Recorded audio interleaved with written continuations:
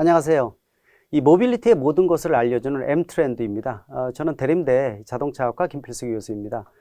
오늘은 이 자동차의 분야에서 특히 이제 모빌리티에 대해서 굉장히 급변하는 부분들이 많죠. 최근에 들어와서 자동차 반도체라든지 부족 현상뿐만이 아니라 다양한 문제가 좀 부각이 되고 있어서 오늘은 그 전반적인 부분에 대해서 여쭤보도록 하겠습니다. 오늘 현대차증권 리서치 센터장이신 노근창 센터장님 나오셨습니다. 어서 오십시오. 안녕하십니까? 네, 반갑습니다. 네, 반갑습니다. 아시겠지만은 자동차에서 특히 이제 모빌리티에 대한 부분들이 굉장히 핫한 이슈인 것 같습니다. 예, 최근에 맞습니다. 들어와서 뭐 미국 바이든 대통령도 뭐 반도체 회사들 대표들 다 모아놓고 네. 예, 차량용 반도체에 대한 부족 부분들 예. 뭐 어떻게 해라 이런 얘기가 많이 나오고 있어서 관심을 많이 가질 텐데 예. 최근에 그만큼 이제 글로벌 기업들이 모두 다 모빌리티 쪽에 초점을 맞추고 관심도도 상당히 커지고 있는데 예. 앞으로 어떻게 보세요? 이 경험상 보시게 되면은 계속 네. 앞으로 진행될 가능성이 있겠습니까?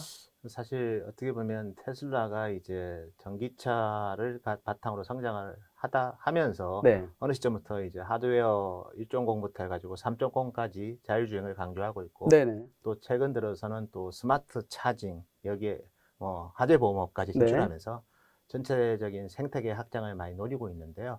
제가 오늘 저희가 이번에 자료를 쓴 배경도 이제 아이오닉 5 때문에 꼭 낸 네. 건 아니고 네. V2L이라고 해서 Vehicle to Road라고 해서 이제 모든 것을 이제 차에서 다 구현할 수 있는 양방향 시스템으로 가는 방향에 대한 고민을 했고요. 네. 사실 제가 원래는 이제 전자산업 제가 애널리트를 한 25년 하고 있고요. 네. 그래서 이제 이 차량에서도 이제 그런 현상이 좀 펼쳐질 거로 봤는데 이제 테슬라는 이제 뭐 자율주행이라는 거는 어차피 기술하고 규제 두 가지가 좀 겹쳐 있다고 봐야 될 것 네. 같고요. 그러면 나머지 사이드를 보면 이제 전기차를 놓고 보면 테슬라는 이제 한 번 충전해서 주행 거리가 긴 거를 좀 네. 많이 지향하는 것 같고요. 근데 이제 저희 뭐 현대차든 과거에 닛산이든 V2L 같은 경우에는 이제 차에서 뭐 주행 거리가 좀 줄어들더라도 네. 다양한 이제 엔터테인먼트를 할 수 있는 그런 수단으로서 차가 어떻게 보면 스마트폰처럼 모든 디바이스에 어떻게 보면 블랙홀 역할을 할 수 있다고 그런 방향으로도 갈 수 있다고 보고 네. 있거든요. 그래서 저도 스마트폰을 오래 분석하다 보니까 스마트폰 같은 경우에 이제 아이폰이 나오고 나서 크게 이제 기구적으로 변한 게 PCB 구조가 많이 바뀝니다. 네. 과거에는 아주 평면의 PCB였는데 예. 아이폰부터는 거의 뭐 모서리밖에 없는 아주 PCB가 맞습니다. 네. 작아지는 그 말은 거기에 배터리를 더 큰 거를 넣었거든요. 네. 어떻게 보면 뭐 그런 고해상도 화질로서 동영상을 본다거나 아니면 아주 좋은 해상도로 사진을 찍는다거나 네. 그래서 멀티미디어 엔터테인먼트에 초점을 맞추기 위해서 PCB 구조물까지 바꿨거든요. 네. 그런 차원으로 VTL을 좀 본다면 분명히 자율주행이라는 거는 뭐 국가별 제도 그다음에 규제 이런 게 같이 가야 되는 거고 반면에 이제 우리 배터리로서 할 수 있는 게 네. 멀리만 가면 되는 건지 네. 아니면 차에서 다양한 디바이스를 이제 접목해서 새로운 엔터테인먼트 그리고 워킹의 허브 역할을 하는 것도 저는 한 방향이지 않을까 싶어서 네. 저희가 이번에 VTL을 중심으로 해서 네. 자료를 냈습니다. 아이 주제가 나왔으니까 지금 여쭤보도록 하겠습니다. 지금 V2L 기능을 많이 말씀하셨어요. 예. 보통 이제 차에서 V2 로드라고 해서 예. 뭐 캠핑이라든지 이런 데 쓰이는 예. 뭐 각종 전원 시스템이라든지 그래서 V2L 기능이 그만큼 지금 미래의 어떤 모빌리티 수단에서 상당히 중요한 역할을 할 것이다라고 센터장님 말씀하신 것 같은데 예. 예. 그 부분의 확대 가능성은 어떻게 보고 계세요? 그래서 결국 이제 뭐 여러 가지 인프라 문제도 필요하고요. 그리고 배터리의 성능 문제도 필요하고 그리고 결국은 이제 배터리 한번 충전해서 다양한 일도 해야 되지만 네. 결국은 이제 에너지를 얼마만큼 효율적으로 쓰느냐가 중요할 것 같아요. 네. 결국 이제 좀 더 효율적인 방법이 뭘까를 고민하다 보니까 반도체가 어느 정도는 해결해 주겠구나 하는 생각을 네. 좀 했고요. 네. 대표적으로 이제 V2L을 위해서 좀 더 배터리를 적게 가져가도 과거에 이제 실리콘 반도체인 뭐 IGBT나 네. 이런 거랑 달리 실리콘 카바이드 같은 걸 써서 예를 들어서 후륜 뭐 전동기에 그게 들어가거나 아니면 뭐 예를 들어서 모터에 그게 들어가거나 네. 아니면 또 갈륨과 관련된 그러니까 GAN 같은 지라 갈륨을 통해서 온보드 차조에 그게 네. 들어가거나 그렇게 해서 좀 더 우리 자동차가 전력을 좀 효율적으로 쓰는데 전력 반도체의 역할이 있을 것 같고 지금은 사실은 우리가 자동차의 컴퓨팅 기능을 강화시키려고 합니다. 네. 엔비디아도 그렇고 테슬라도 그렇고 근데 보시면 테슬라의 그 하드웨어 3.0도 이제 삼성의 14나노에서 만들고 있거든요. 네. 근데 앞으로는 자동차가 뭐 CPU, GPU, NPU가 너무나 많은 역할을 해야 되기 때문에 무지 전력 소모가 큰데 그거를 어떻게 하면 효율적으로 전력을 쓸 거냐.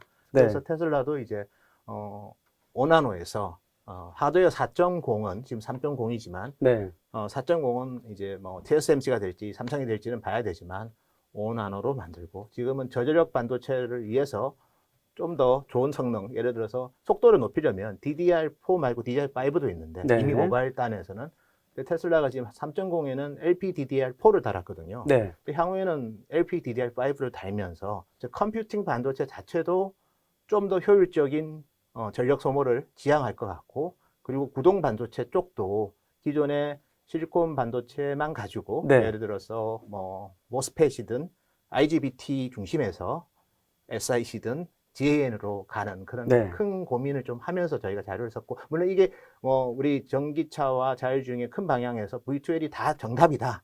그래 얘기하기에는 아직 기술적으로 가야 할 길이 많고 또 뭐 소비자의 또 관심은 나는 충전이 더 급해. 네. 그렇게 보시는 분들 있기 때문에 이게 메인스트리밍은 당장은 안 되겠지만 어느 시점에서는 만나는 그 어떻게 보면 종점은 될 것 네. 같습니다. 뭐 말씀하신 대로 전기차 자체가 이제 미래의 모빌리티라고 보통 얘기하지 않습니까? 그래서 예. 뭐 움직이는 가전제품, 바퀴 달린 휴대폰, 뭐 이런 예. 바퀴 달린 배터리 뭐 이런 식으로 얘기할 예. 정도인데 지금 말씀하신 내용 듣다 보면은 뭐 각종 부분이 융합이 아닌가 이런 생각이 들 맞습니다. 정도로 예. 뭐 차량용 반도체에 대한 부분들도 지금 여러 가지 말씀하셨고 배터리에 대한 부분들 또 충전에 예. 대한 부분들인데 예. 결국 이 관련된 말씀하신 내용들이 결국은 주식 시장에 끼치는 영향이 상당히 클 것으로 보고 있는데 예. 일단은 주 종목 자체가 상당히 좀 변화될 것 같아요, 많이. 예, 맞습니다. 그래서 제가 이제 어쨌든 우리가 자본시장에 있는 분들한테 또 스탁 아이디어를 제공해야 되기 네. 때문에 결국에 이제 저는 이제 반도체가 전공이니까 아마 네. 우리 다른 애들이 와서 이제 V2에 관련해서 자동차라고 하면 이제 더 다른 네. 애들 와서 그런 내용을 하는 게 좋을 것 같고 네. 저는 제가 드릴 수 있는 스탁에 대한 아이디어는 결국 이제 V2L이 될 때 좀 더 효율적인 차세대 전력 반도체가 필요할 것 같고 네. 그다음 그쪽에 대해서 시장 점유율이 어디가 제일 높으냐 그 기업을 포착하는 게 좋을 것 같고요. 네. 대표 기업이 이제 우리 SiC 같은 경우에는 시장 점유율 50%가 이제 우리 ST 마이크로거든요. ST 마이크로가 지금 SiC 캐파를 2017년 대비 2024년까지 10배 증설하고 있습니다. 네네. 그래서 그렇게 투자를 많이 하는 회사. 그래서 ST 마이크로 쪽도 괜찮을 것 같고 그리고 이제 두 번째 회사가 인피니언이거든요. 네네, 그렇죠. 인피니언 같은 경우에는 사실 유럽에만 상장이 돼 있고 ST 마이크로 같은 경우에는 이제 뉴욕 증권거래소에 상장이 네. 더블 리스팅이 돼 있거든요. 네네. ADR 형태로. 그래서 인피니언 같은 경우에도 뭐 저는 또 해외 주식도 요즘은 유럽 네네네. 시장이 또 가능한 증권사도 있으니까 그런 쪽에서 관심을 갖는 것도 괜찮을 것 같고 또 국내 기업들 중에서도 4세대 전력 반도체를 좀 R&D 로드맵을 잡고 네네. 개발하는 회사들도 상장사 중에 좀 있거든요. 한번 좀 눈여겨봐야 될 것 같아요. 지금 말씀하신 내용 보면은 요새 예. 차량용 반도체 부족 현상이 수면 위로 올라오면서 넘버 5에 대한 얘기가 많이 있지 않습니까? 예, 그래서 예. 뭐 지금 말씀하신 인피니언이라든지 NXP라든지 예. 지금 뭐 SI 마이크로라든지 르네사스 같은 데 다 대표적인 회사들 아닙니까? 맞습니다. 예. 색깔들을 좀 잘 봐야 될 것 같아요. 예. 그래서 저도 사실은 저희 어쨌든 리서치 하면서 해외 네. 기업들 방문을 좀 많이 하고 있고요. 근데 유럽 쪽이랑 미국 쪽은 저희가 주로 이제 컨퍼런스 콜 같은 거를 하고 네네네. 있고요. 근데 아시아 쪽은 저희가 탐방을 좀 많이 가는 편인데 네. 르네사스도 그래서 전력 반도체 때문에 M&A를 계속 하더라고요. 네네네. 르네사스가 사실은 기존의 마이크로 컨트롤 유닛, 파워트레인에서는 한때는 제일 점유율이 높았던 회사인데 네네. 지금 이제 NXP랑 거의 비슷해졌고 네. 추월 당하긴 했습니다. 예. 그러니까 마이크로 컨트롤 유닛만 보면 근데 반면에 이제 전력 반도체 경쟁력 제고를 위해서 뭐 인터실 그다음에 네. IDT 이런 기업들을 계속 M&A를 하고 있거든요. 네네네. 그래서 르네사스도 전력 반도체에 대해서는 물론 르네사스의 핵심은 아직은 SiC는 아니고 IGBT 중심인 기존의 실리콘 반도체 중심이지만 어쨌든 뭐 그런 대비를 많이 하고 있습니다. 다만 르네사스는 현재 주식으로서는 별로인 게 네. 화재가 나가지고 지금 실적이 너무 안 글쎄 좋거든요. 말입니다. 그래서 올해보다는 오히려 르네사스는 뭐 하반기에 실적이 더 나빠질 때가 저점이지 않을까 생각이 네. 들고요. 예. 지금 말씀하신 이 전기차에 대한 어떤 키워드가 많이 바뀐다 이런 뜻인 것 같습니다. 그런 측면에서 최근에 뭐 이 아이오닉 5 같은 경우에 가장 많이 나왔던 게 조금 아까 말씀하신 V2 로드에 대한 예, 부분들이 예. 가장 수면 위로 올라왔고 예. 또 800V 이 초고속 충전에 대한 부분들 그러다 예. 보니까 뭐 IGBT 같은 전력용 반도체를 예. 누가 과연 제대로 공급하고 예. 설계 기술을 원천 기술을 갖고 있느냐에 대한 포인트를 예. 주로 잡고 예. 애청자분들이 보시면 더 좋을 것 같습니다. 예, 예. 네. 그래서 뭐 IGBT 같은 경우에도 보면 뭐 기존에 이제 인피니언이 좀 강하고 네. ST 마이크로도 뭐 SiC도 하지만 또 IGBT도 하고 네네. 있고 그다음에 이제 우리나라 삼성이 이제 BYD에 지분 투자를 했습니다. 네. 삼성전자가. 근데 BYD의 자회사 중에 보면 BYD 반도체라고 있는데 네. 거기가 이제 곧 상장을 준비한다고 하는데 예, 예. BYD 반도체가 또 IGBT를 많이 하고 있거든요. 네네. BYD 반도체 같은 경우에는 또 SK에서 또 지분 투자를 했기 때문에 그런 서플라이 체인이 많은데 한국에서도 이제 그런 사업을 준비하는 기업들도 좀 일부 있기 때문에 네. 아직 제품이 나온 것 같지는 않은데 예를 들면 뭐 실리콘 웍스라고 디스플레이 쪽 이번에 LX로 기업이 이제 계열 분리가 됐는데요. 네네. 거기가 보면 이제 드라이브 IC라고 해서 디스플레이 드라이브 IC를 주로 만들고 있고 차에도 인포테인먼트가 들어가 네네. 있으니까 인포테인먼트에 드라이브 IC랑 PMIC를 공급하는데 거기도 지금 SIC를 이제 성장 산업으로 지금 로드맵을 잡고 열심히 R&D를 하고 있고 또 IA라고 해서 우리 과거에 이제 저기 뭐 CNS 테크놀로지라는 네. 기업인데 현대차 그룹의 김동진 어쨌든 그 부회장님이 나오셔서 만든 네. 회사거든요.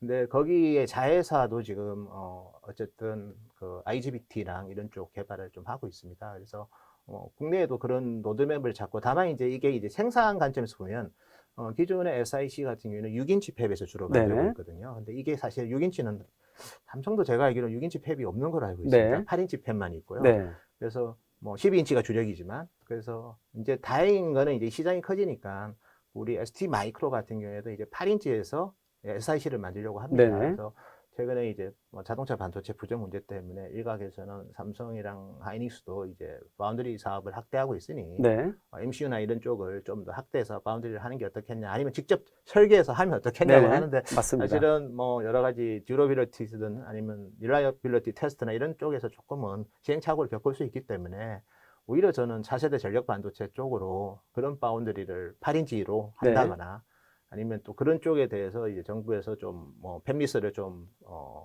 어쨌든 좀 성장할 수 있도록 기반을 네. 만들어 준다거나 그런 거는 괜찮을 것 같고요. 그래서 저는 자동차 반도체 부족이 있긴 하지만 자동차 반도체 회사들도 증설을 하고 있거든요. 네. 대표적으로 ST 마이크로 같은 경우에도 지금 캐파를 어쨌든 전력 반도체는 10배 증설이지만 네. 일반 반도체는 한 5배 증설하고 있고요. 네.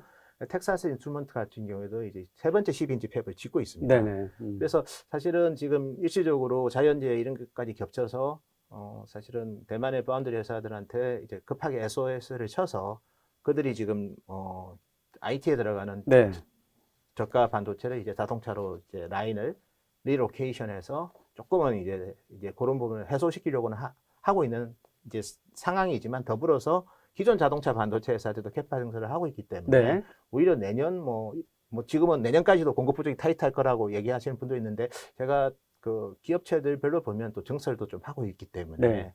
오히려 한국의 우리 삼성이랑 특히 이런 기존 우리 IT 반도체 회사들은 기존의 뭐 유럽 아니면 일본의 자동차 반도체 회사들이 가졌던 그런 기존 자동차 반도체보다는 넥스트 4세대 전력 반도체랑 아니면 자율주행과 관련된 차량용 컴퓨팅 반도체 쪽에 좀 더 초점을 맞춘다면 오히려 뭐 좀 더 이익 면에서는 좀 더 기회 요인이 더 많지 않을까 네. 그렇게 조심스럽게 보고 있습니다. 지금 센터장님이 말씀하신 내용은 아마 애청자분들 들으시면서 좀 전문적인 게 굉장히 많이 나오는데 좀 고민을 많이 하셔야 될 것 같아요. 일단 차량용 반도체 부족 현상이 수면 위로 올라오면서 움직이는 가전제품으로 바뀌다 보니까 특히 이제 고전압을 많이 쓰다 보니까 특히 앞으로는 뭐 예를 들어서 스마트카라든지 아니면 커넥티드 카에 대한 부분들 강조되면서 특히 그 다음 세대에 대한 반도체에 대한 개발에 대한 예. 부분들, 그 다음에 또 중요한 것이 고전압에 관련된 부분들이니까 IGBT라든지 전력용 반도체에 대한 차세대 소자 예. 개발에 대한 것들, 예. 또 지금의 부족 현상이 이제 앞으로 어떻게 될 것인지에 대한 예. 고민은 아직